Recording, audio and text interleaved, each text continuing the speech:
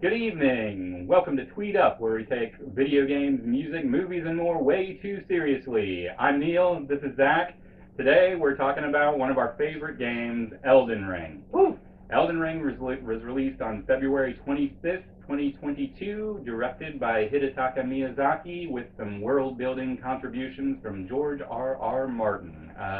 We're going to talk about the game. We're going to talk about narrative elements of the game. It's intended for people who have played the game, have a pretty good knowledge of the game in general, and just enjoy talking about it. So I guess there will technically be spoilers, although it's not a super narrative heavy game in the traditional sense, I guess.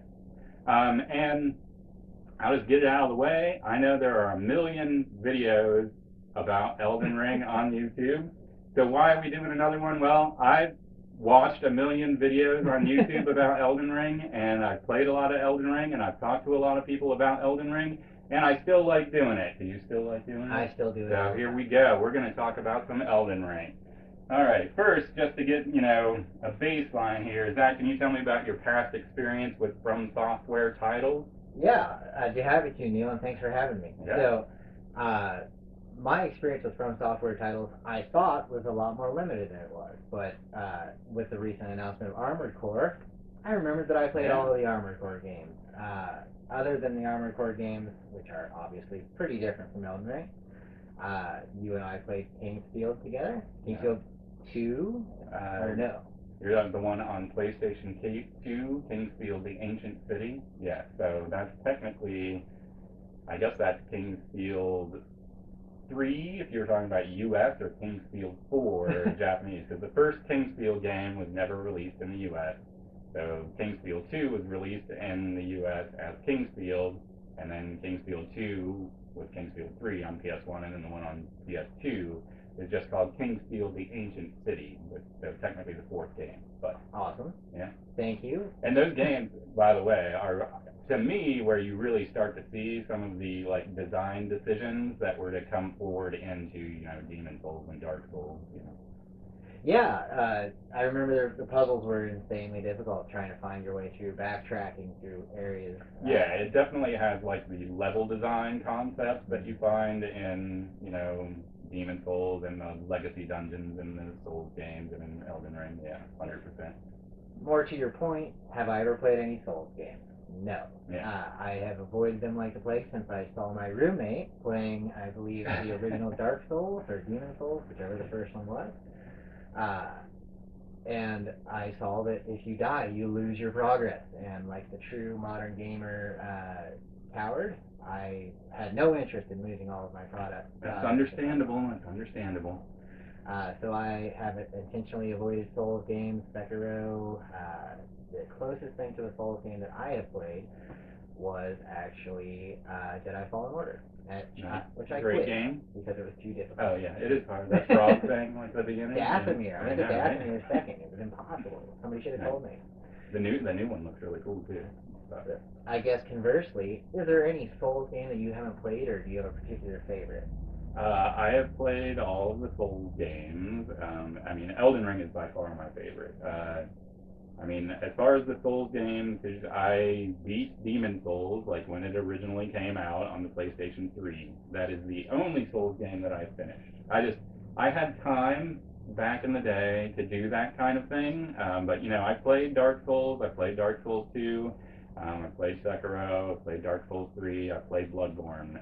Love them all, but have not finished any of them. Generally, I will get to 4 or 5 bosses in or something, and then I'll just get to some boss that just annihilates me 30 times, and I get frustrated and kind of never get back to it. But I should, because Elden Ring, I feel like, has made me a better Souls player in general.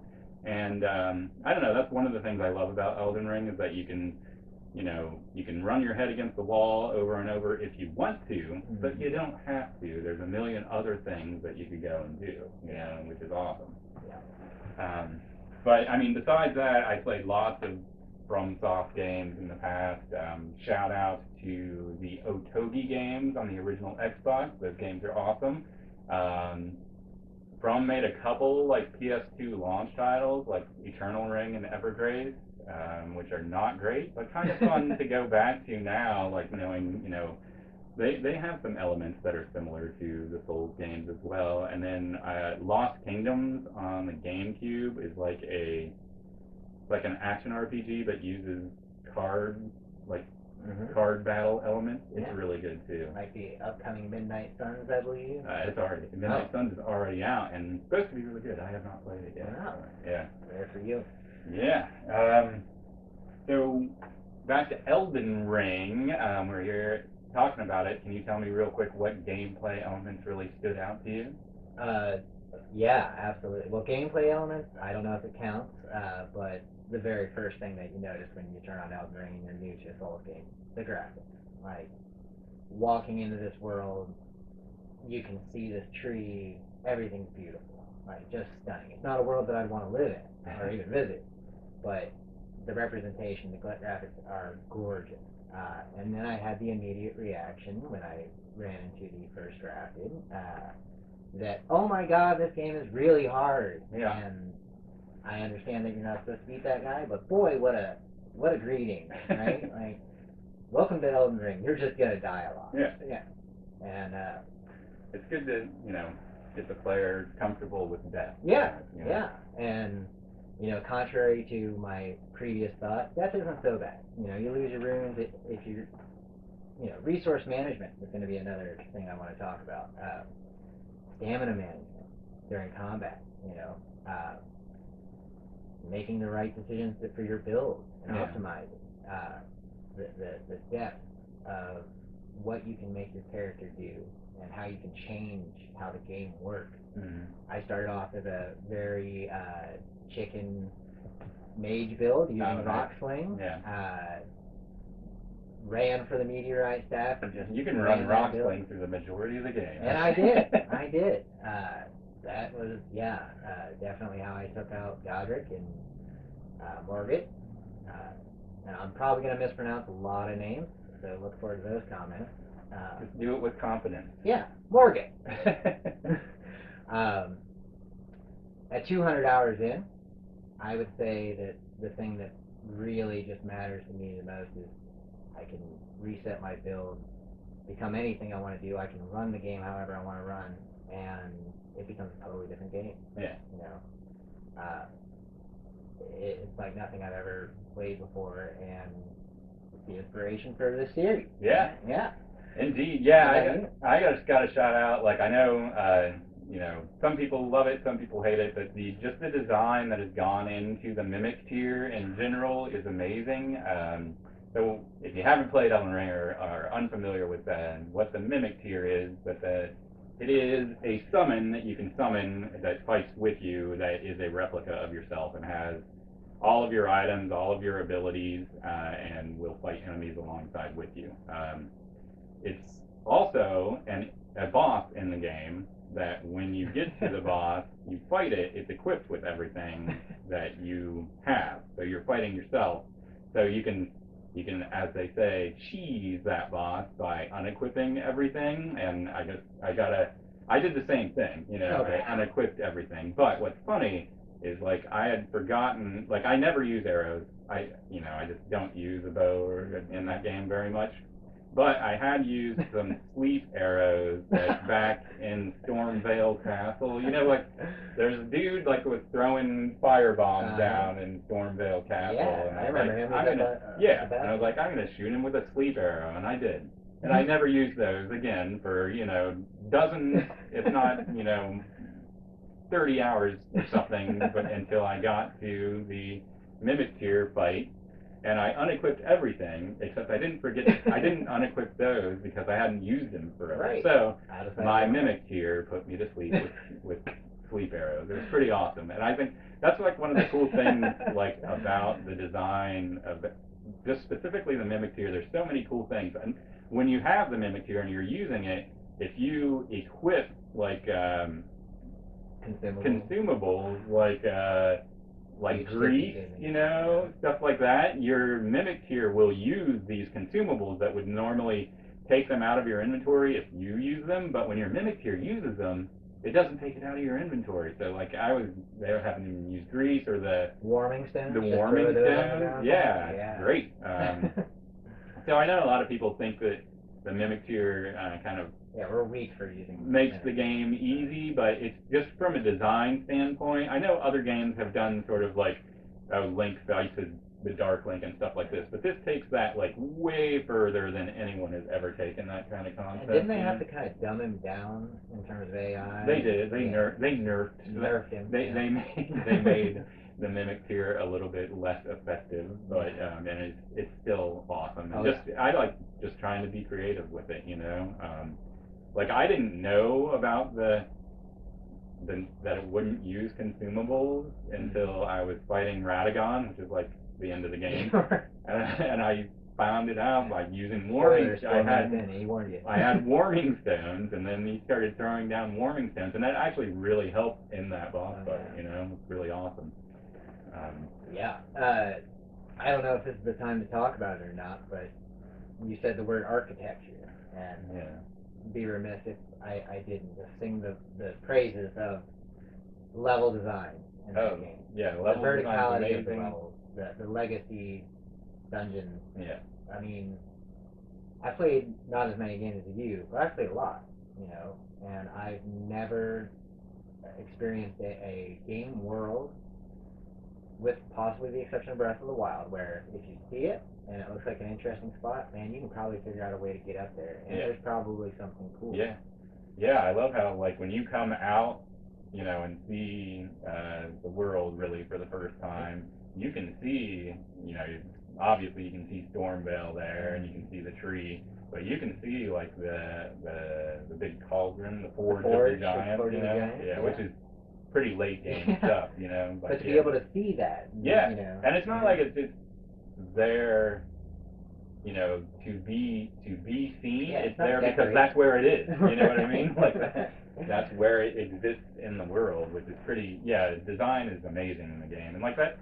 And you were talking about the graphics, and it's like for being a cross-generational, you know, it's on PS4, PS5, you know, Xbox One series, and it looks good. Like I think it is not like the highest fidelity, you know, game, but it's all about design, you know. Every now and again, draw different gets in there, and you know, grass pops up when I'm loading. But it still looks amazing just because of the design, because of the artistic vision, I would say. Riley area. Like, I mean, I could literally name any area. The enemy designs are just awesome. Like, there's so many awesome enemy designs in this game. And very little reason. Like, you'll see the Crystallian, like, you know, throughout the game in different areas, but even the soldiers with their different uniforms, different fighting skills. Different weapons. Like the first time you see someone using the crazy whip weapon, you know, and you're like, we got to talk about whip weapons. What the heck are those? You're like, those are kind of goofy looking, but then you get one, you get a drop, and you use it, and you're like, this is stupid, but awesome, you know? I'm going to run around with this lava whip for a while. Why not, you know? Yeah. That's like also, like, I feel like some of those designs in a lesser studio's hand would look ridiculous. Like the serpent men, you know, in Volcano Manor, like they look like kind of like normal serpent men, but then they like extend up and they look ridiculous, but kind of awesome. But also intimidating. Yeah. The first time it happens, you almost laugh, but you're sort of scared as well. It's really awesome. Yeah. I didn't do a whole lot of laughing at character design. I was very afraid at most times in my playthrough, but I know exactly what you say. And boss design. We're going to talk about this, but you know, you can get killed by the same boss 100 times, and when you finally beat that boss, whether through retooling your character to specifically defeat Melania through a really cheap blood build, or, you know, proving your mettle. I'm going in there, you know, bare naked with a club. You know, you determine the level of challenge, and when you finally do beat that boss, oh man. Yeah, great. Wake up, honey! No, you text. I text him. You know, but I'm sending pictures. Right. Yeah. I guess we should take. So you said you put over 200 hours into the game. You beat like everything, right? You beat Melania. I beat the game. I put like 83 hours into it. I played like dexterity strength build. I used the Bloodhound Fang a lot and used You were big on Rivers of Blood a lot. the talisman with the jump attacks, right? Oh yes, love the jump attack talisman. I forget what it's called, but I use that a lot. But yeah, I did not beat Melania. I did fight her a bunch of times, but I did not beat her. Maybe one day. What are we doing after we film this? I know, right?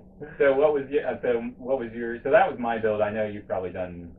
You did a blood build mostly in your first playthrough. Okay? So after the rock sling mage build, really high intelligence.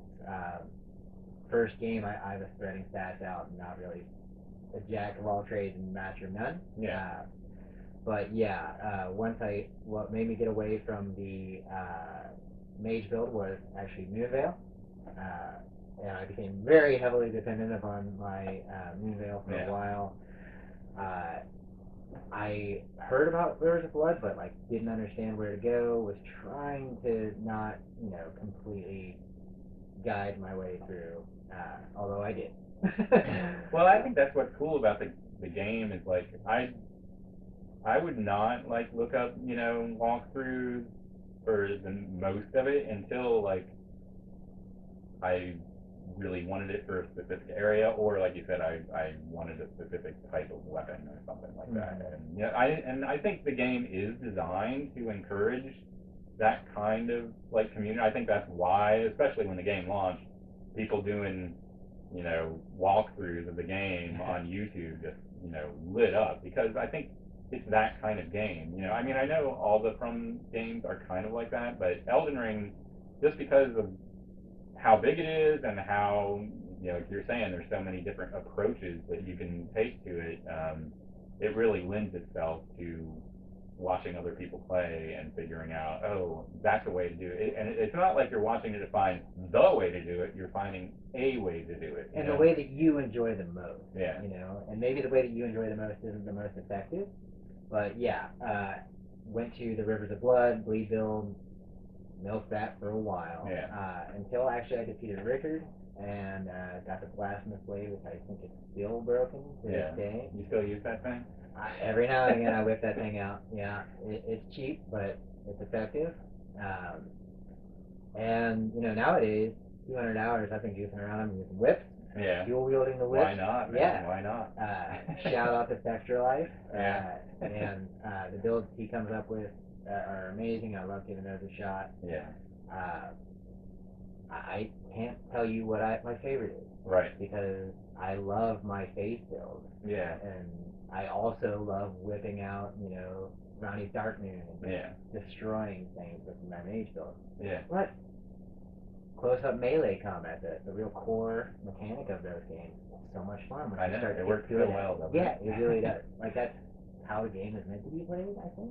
Yeah, and well, that's the thing about it. I think the game is meant to be played however you want. Like something I got to shout out is the decision to have like sort of one currency for everything in the game. You use runes to level up, but you also use runes to buy stuff and to improve stuff. And so what that means is like, say you're kind of having trouble with some of the combat, you can just go around and pick stuff up and sell stuff and use that to level up. Become a forager. Yeah, and that's it. Especially early in the game, that is a viable way to get your character some levels, because there's stuff lying around all over the place. Oh, yeah. And amen to the single currency, the simplicity of it. Great. As a reformed Destiny addict, like, right. I never want to see any glimmer, like 28 different kinds of currency. I hate that stuff. I hate when there's like, you have this to do that, this to do that, this to do that. It's artificial, grind. Yeah. Like, we're just going to make you stick in this game for an extra 8 hours because you have to find spin metal. Or right. whatever, Yeah. It's preposterous. So, that's an excellent point. Runes are awesome. Let's talk a little about the themes in the game. So most of the bosses, most of even the enemies that you face in the game are going to be affiliated with any number of sort of religious organizations. One of the main symbols you see early in the game and throughout the game is America. Yeah, it's, a crucified woman that you see in these churches and just kind of spread throughout the game. What did you think about some of the, I guess, religious imagery or themes in Elden Ring? Oh, so being transparent, I did catch some of the religious themes. America, churches, the kind of Godhead, the Radigan, America, Yeah, so you have Radigan and America, who are like the same person, part of one person, but you also have like the Elden Beast and the Greater Will, and which are all sort of part of the same thing, kind of, I guess. And so that was reserved, and of course the hundreds and thousands of crucified people that are still alive, the tarnished that are around, caught that, but I would say that I was more focused on trying to understand the mechanics. And really didn't get into the lore until I started backtracking, finding the sword shrines and reading those. Yeah. How about you?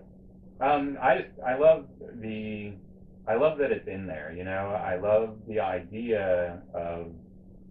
So I've always wondered what George R. R. Martin actually contributed to the game. But he hasn't really said much. But there was an interview where he kind of contributed what happened 5,000 years before the events of Elden Ring. So that would be, I guess events that happened pre the shattering of the Elden Ring. But post Erdtree. Yeah, I don't know. And there's lots of lore videos on the internet that go really deep into these, gods, but you essentially have the Greater Will, which is the Elden Ring and the Elden Beast are all sort of part of the same god, right?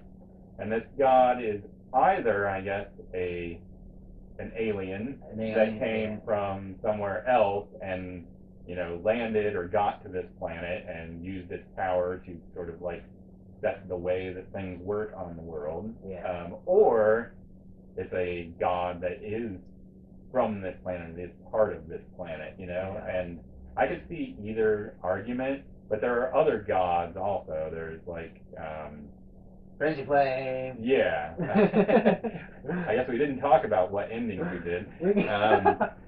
But yeah, so you have the Flame of Frenzy, and you also have like the one of the characters, Moog, as the mother, she's also an outer god. There are several outer gods that are mentioned.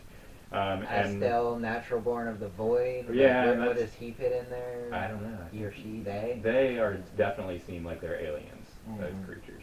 But I just like the idea of there is this sort of like, I guess, creator god that sets the way. So when you got to talk about like the grace of gold, and like that's, so this god, the Greater Will has the capability to affect the way, like the physics of the world, the stars go in the sky. Yeah, and so like it's the theme of that there being competing gods that want to exert their will on how the like physical reality of this world is a really good setup for a game. The rules of life and death. Yeah, and that mystery, I think, really like kind of gives some weight to a lot of the boss fights and just a lot of the game in general, a lot of the locations that you go to.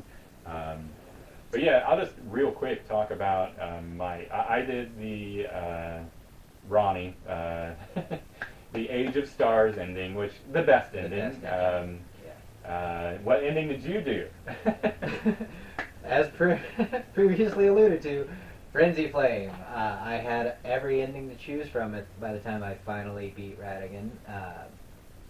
But I had unfortunately visited this really fun hole in the ground, and spontaneously decided to take my clothes off and go through a door.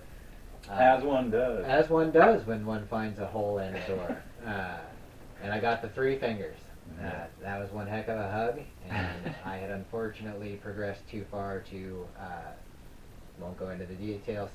Look wherever you want, you can find it to undo the frenzy flame, but I had progressed too far to do that. So yeah, all of my work went up in flames. nice. Yeah. Yeah, so he was a bad guy, and I would argue a good guy, but I mean, it Our depends, friends and family would vouch for that. depends on how you look at Ronnie's ending, I suppose. Oh, Ronnie waifu, Ronnie forever. Get back to the cycle of life. Speaking of Ronnie, another big theme in the game, I think, is gender. You know, we already talked about the America Radagon, but you also have like Renala and Ronnie and Fia, and so I don't know. You have a lot of the characters that are associated with the Golden Order are these sort of like hyper masculine, you know. Radon. Yeah, and what's the boss? Godfrey, but Godfrey. his like more primitive form, right? Down in the Evergaol. No, it's like you fight him towards the end. Anyway, Yeah. but he's another, you know, I you know what I'm talking about. Yeah. He's like all red. Oh, you're talking about Anyway. Yeah, I know who you're talking about. First Yeah. Elden Lord. Yeah. But when he like he Horalu. Horalu. Let's say Horalu. Horalu. Yeah. You're right. Yeah. Your brain works, bro. Nice. For now.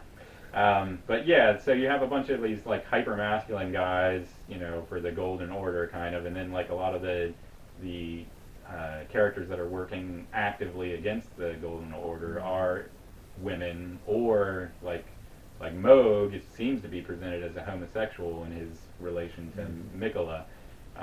So I don't know. There's a lot of cool thematic elements there that give weight to the narrative. And when I keep saying narrative, and like if you haven't played the game, Do it. I highly encourage you to do it. But when we are talking about narrative in the game, there are no like real cutscenes. There are cutscenes like before and But no after some exposition. boss fights, but there's no cutscenes that are really like explaining like this is what happened here. You kind of learn all of this stuff just by kind of reading item descriptions and I don't know, just kind of paying attention to the world and watching YouTube videos. Body video. But what do you think about any of the gender themes in the game? I loved it.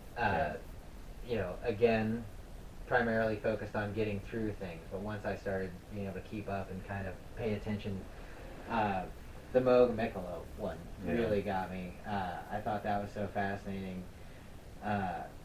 Women in the Elden Ring universe are strong, you know. Yeah. Melania. Ronnie. Yeah. Oh, I was just thinking about, what she did to Verdun and Cadia, single-handedly. Yeah, Ronnie, obviously insanely powerful, brought about the whole destined death. Yeah. America. Yeah. Renala's wife. It's well, I mean, the gender fluidity. Yeah. I just love breaking out of those stereotypes where the big bad evil guy, just Dracula, stereotypes of that form, and seeing, all these diverse characters who have questionable or indeterminable motives, just fascinating.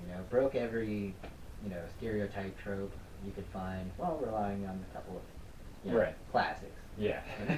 Yeah, it's amazing. I really think it's interesting how they have, America as the sort of the god that you see all of these, She's the one that has all the churches. the churches, but then so Radagon, who is the same, individual in some ways, but Radagon is used sort of as a I don't know, he's like a hero, he's like I don't know, like a rock star out in the world. Yeah, you know what he's I mean? out there touring and checking things out. Right. And And I think that's a really interesting way to position that, whereas I think a lot of stories that we're told would position that in the opposite way. Agreed.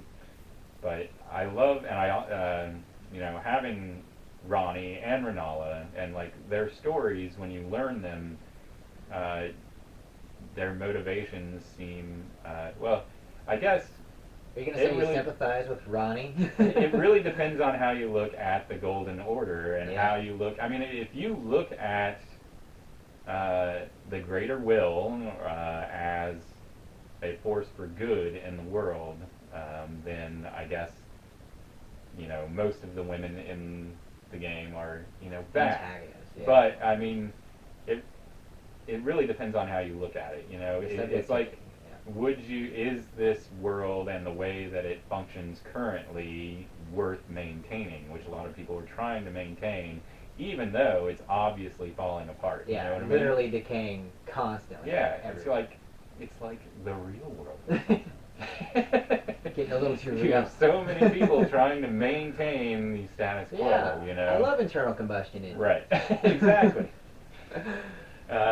Anyway, all of these themes and the ending, are about power. Yep. That's kind of what we're talking about, and that's what we were, just alluding to. So you have, your religious, themes, your gender themes, and then you also just have like, kind of traditional fantasy, power. But it's all about what we were just talking about, like the concept that you could change the reality of the world, like the way that actual physics work in the world. Something we haven't really talked about is like the way, well, you did talk about like the grace of gold, so like you can see the great gold sometimes, but like the game does a lot of interesting things with senses in general, because they're living in this world where senses are sort of not to be trusted because of the actions of the greater will, essentially, so that's why you have like overriding normal physics Yeah, and place this order upon everything. yeah. If you start the game as a prophet, they have this blindfold on, and like if the description says something about like there's no need to see when you're like your path is already like laid out before you, and then you have like the whole thing with the Shabiri grapes, and like so they're eyeballs that you give to this woman and she eats, that help her to see. It's like there are a lot of themes about senses, and about them being kind of unreliable, and then, not to read too much into that, but that relates to what we were talking about power in the world and changing the physical reality. I mean, if you can change the way that people's senses work, then how can you trust what Anything. is real? Yeah. Which, And just to build on that, when paired with that subjectivity of who's right and wrong, if you step outside and tell yourself, I really need to step outside of my situation, that my current existence that I do day to day, and try to look at it from an outside perspective, maybe not an outer will, but or outer gods, you can really sometimes spot things that aren't right in the world. And I think that Elden Ring does a really great job of kind of allowing / forcing you to decide, like, what do you want this world to be? Right. What is the right thing? Because you can absolutely say Golden Order's good. Keep it going. Yeah, and you wouldn't necessarily be wrong. Right. Well, you would, Yeah, but you would. We know. judge it. But yeah, that's why Ronnie's ending is sort of like the we Death are is a going cycle of to life. part of the problem with the Golden Order is that the way that death is treated within it, and Ronnie's belief system, I guess, and Thea's, I guess, is that death is a natural part of life, and that's the kind of like future that they're building at the end of it. And then whereas his frenzied flame ending is basically, I don't know what it is, burn it all down. Yeah, just right? burn it all down. Chaos. Yeah. Raging against the machine. Which, who's to say that that's the wrong answer, I think most of us. But anyway, if you haven't played Elden Ring yet, and like, I can understand people not liking Elden Ring as a game, to a certain extent. I mean, it is hard. There are difficult parts of it, but like I said, you can go around and just pick stuff up and level up and do that a bunch. I mean, eventually you're going to have to learn how to swing a sword. Get the gate front and just fight those guys for hours and hours and just level up. It'll get easier. You have to be okay with the grind, but if you can commit to the grind for a little bit, you're fine. Also, once you have Torrent, very early in the game, The horse. your mobility increases and you can go very fast just about anywhere you want to go. See things. Don't get off the horse in anything that looks red for a while. But, you're not stuck in one area. Yeah. Like, yeah, you might get frustrated, but if you do, get changed up. Yeah, you go know? somewhere else. Yeah, I probably died over 30 times to Margit for sure. Oh, yeah. And then I went down to the Weeping Peninsula and like did all that stuff, and then came back and was able to beat Margit. Not easily, but was able to beat him, Didn't even know the Weeping Peninsula existed until after I beat Stormvale, Oh, really? Yeah. Man. That's another amazing thing. Like, if you don't, like, look stuff up online, you're going to miss, like, total, like, I had thought I had done, like, Volcano Manor, but I hadn't beaten Rykard. Yeah. I had beat the Godskin Noble or whatever, and I had beaten the Magma Worm down at the bottom, but there's just a little, like, ledge that you drop out of, to get to the rest of Volcano Manor that I didn't see, and I don't know, there's a lot of areas like that, like, to get down to, like, Noxtella and stuff like that, there's, like, you just have to walk to a ledge and fall off, and, like, if you don't know that, you're never going to find that, which some people would think is, like, not great game design, but I think, if you're looking around, you'll find it. Plus, that's what's fun about watching YouTube videos. Right. You'll see. Where is he? What is that? Exactly. Yeah. And even like the coffins that you get at that take you to other places and stuff. Like the first time I got in one of those, I was like, I probably shouldn't be doing this. Me. Yeah. It's a bad decision, but it at least for me, my first coffin was Estelle. Yeah. And I died a lot. Yeah. But I eventually overcame, and it was awesome. Yeah. The environment in that game will kill you. Like, if not through falling, then through poison or rot or there's a status effect and Fire, just about lots of magma. Speaking of which, I beat Rickard but missed the magma worm. I missed that whole section down below. There's not much down there. No, just the magma worm, but did have to go around and clean that back up. Yeah. Yeah. Well, I'm glad that you got that off your conscience. Thanks, Ray. But anyway, thank you guys for watching this. If you haven't played Elden Ring, give it a shot. Give it, 20 hours. If you don't like it off 20 hours, I think then it's safe that you're maybe not going to like it. But that's, I'm kind of joking, but I wasn't 100% sold right off the bat. I mean, I've always liked the Souls games, but like I said, I never finished any of them.